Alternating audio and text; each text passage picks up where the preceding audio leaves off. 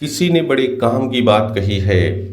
किसी के साथ गलत काम करने वाले को अपनी बारी का इंतजार करने दो, क्योंकि किस्मत जब तमाचा मारती है तो मुंह पर नहीं रूह पर लगता है। नमस्कार दोस्तों, एक छोटी सी कहानी ये एक बड़े सेठ की है, जिनका बहुत बड़ा बिजनेस था, बहुत बड़ा व्यापार था। देश में था, विदेश में था, बहुत सारा पैसा था उनके पास। तो एक बार वो अपने पहरेदारों अपने एक बार उन्होंने ये डिसाइड किया कि चलते हैं और बिजनेस को थोड़ा आगे बढ़ाते हैं। बहुत सारा तगादा वाला पैसा हो गया था, उसको भी प्राप्त करते हैं। तो निकल पड़े और साथ में चार चार पहरेदार रख लिए। अपने साथ में चार पहरेदारों को ले लिए, गए अपना।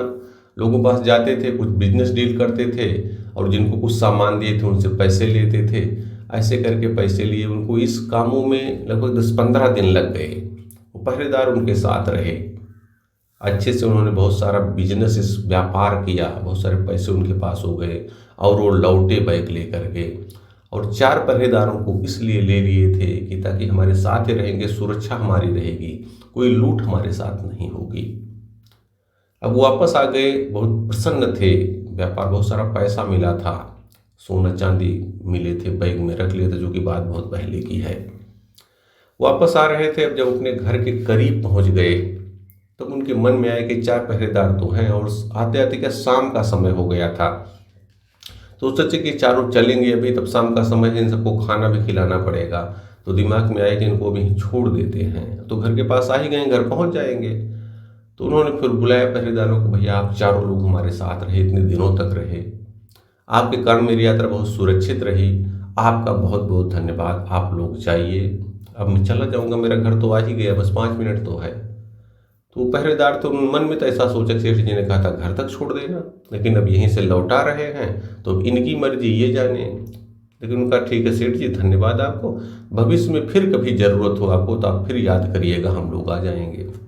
ऐसा कहा के वो पहरेदार अपना जाने लगे और सेठ जी बैग लेकर के अपना खुश होकर के चल रहे हैं, मन में गुनगुना रहे हैं, कुछ अपना अच्छी बातें आ रही दिमाग में। और जैसे अपनी गली की तरफ मुड़े, वैसे ही 8 डाकुओं ने सेठ जी को घेर लिया और कहा, सेठ जी बैग दे दो। सेठ जी ने आनाकानी की, अरे नहीं भैया बैग नहीं दे, मेरा बहुत कीमती सामान रखा है, सब कपड़े मेरे रखे हुए हैं, सीधे सीधे दे दो सेठ जी। और उन्होंने डरा करके सेठ जी का बैग छीन लिया, छीन करके जाने लगे। अब सेठ जी सन्न हो गए, पूरी यात्रा इतनी सुखद रही, ऐसा तो कल्पना ही नहीं किए थे कि इस तरह घटना घट जाएगी। घर के एकदम पास, कलीजा मुंह को आ गया, एकदम रुक गए वहीं पे और सोचने लगे, प्रभु ये क्या हो गया। तब तक क्या देखते हैं, 2 सुरक्षा गार्ड जो इनकी दुकान, जो इनके उस पे रहते थे, इनके साथ रहते थे, इनके दुकान पे रहते थे, वो दोनों उनको दिखाई पड़ गए। इसे नमस्ते किए, सेठ जी नमस्कार, इससे किए तो ऐसे बताइए, अरे भैया ऐसा करिए, मैं अभी आ रहा हूँ बाहर से, बैग था, कुछ डाकू मिल गए, बैग लेके मेरा जा रहे हैं, चोर मिल गए, देखो बैग लेके वो जा रहे हैं, वो दिखाए, वो देखो जा रहे हैं।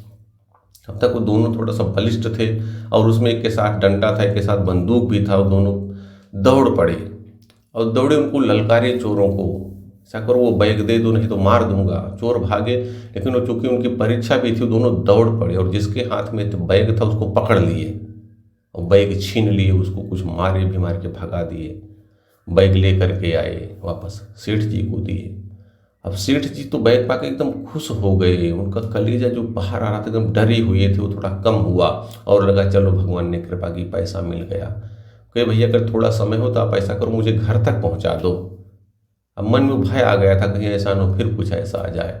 वो दोनों जो थे सुरक्षा गार्ड आते हैं, सेठ जी को इनके घर तक पहुंचाते हैं और घर जब पहुंचाए तो सेठ जी अपना पर्स निकाले, उसमें से उनको पैसे दिए, बख्शीश स्वरूप बताए, भैया ऐसा करिए, जाओ कुछ अपना खा पी लेना और साथ में अपने घर वालों के लिए भी ले जाना, आप लोगों ने बहुत मदद की मेरी, इतना बड़ा उपकार किया है कि पूछिए मत, नहीं तो पूरी मेरा बैग ही आज चला जाता। और ऐसा कह करके उन दोनों को विदा किए, घर आ गए। अब इनकी पत्नी ने पूछा, आइए कैसी रही यात्रा। तो बताइए, यात्रा तो बड़ी सुखद रही, लेकिन अभी जो ये 10 मिनट बीते ये बड़े खतरनाक थे, इसमें तो पूरा कलेजा मुंह को आ गया। तो पत्नी ने पूछा क्या हो गया। तो बताए, अरे जैसे मुड़ा, मैंने पहरेदारों को मैंने छोड़ दिया, जो घटना घटित पूरी बताए, हम सोचे घर के पास आ ही गए हैं और आ जाएंगे। और वो चारों आते तो भी फिर आपको परेशान होना पड़ता, खाना खिलाना ऐसे कुछ करना पड़ता।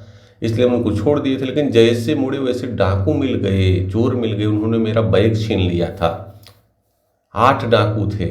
और ये तो अच्छा हुआ कि उसी समय हमारे 2 सुरक्षा गार्ड जो रहते हैं साथ में, जो डेली काम करते हैं, वो आ गए और वो जा करके दौड़ करके चोरों से बैग छीन कर लाए। थोड़ी सी तब शांति मिली, नहीं था जो बहुत सारी संपत्ति पूरी गई थी। पत्नी ने कहा, देखिए वो 8 जो डाकू आपको मिले थे, वो 24 घंटे के 8 प्रहर थे, 8 पहर होते हैं।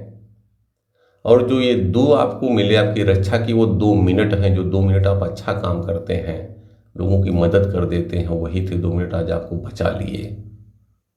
याद रखिए, कुछ भी ऐसा कोई कर रहा है तो आप उनको चारों को ले आते, आपके साथ में यात्रा सुखद रही। लेकिन आपने थोड़ा सा बचत करने के चक्कर में अपनी पूरी संपत्ति गिरवी पे रख दी, एक तरह से दांव पर लगा दिया। तो दोस्तों, ये छोटी सी कहानी ये हमें भी ये शिक्षा देती है कि अगर हम इतने सामर्थ्यवान हैं, किसी ऐसे पद पर हैं, किसी ऐसी जगह हैं जहाँ पर हमारे पास हो सकती है कि हम दूसरों की मदद कर सकते हैं, तो कोशिश कीजिए। वेतन तो आप देते ही हैं, वो तो आपको देना ही है। जो आदमी काम करेगा उसको पैसे चाहिए, लेकिन साथ में थोड़ा सा मानवतापूर्ण नज़रिया रख करके उनकी मदद भी करते रहिए। उससे आपका कुछ नहीं होगा, ढेर सारी संपत्तियाँ तो आपकी सुरक्षित रहेंगी ही और आपको मानसिक शांति भी मिलेगी। और यकीन मानिए, अगर दूसरों के साथ कुछ हेल्प आप करेंगे, दूसरों के साथ अच्छा करेंगे, तो आपके साथ अच्छा ही होगा। और भगवान याद करिए, कभी ऐसी स्थिति आए तो ऊपर वाले को धन्यवाद दीजिए कि उन्होंने आपको इतना सामर्थ्यवान बनाया है कि आप किसी की मदद कर सकते हैं। ऊपर वाले ने जो भी दिया है उसके प्रति कृतज्ञता का भाव बनाइए और अपने जीवन को बेहतर से बेहतरीन बनाइए।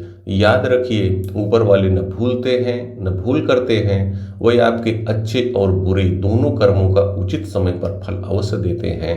ऐसी अन्य कहानियाँ भी हमारे इस चैनल पे अपलोड है, उनको देख करके आप अपने मन की शांति, अपने मन में जो अशांति है उसको शांत कर सकते हैं, सुकून प्राप्त कर सकते हैं और अपने जीवन को बेहतर बना सकते हैं। बहुत बहुत धन्यवाद।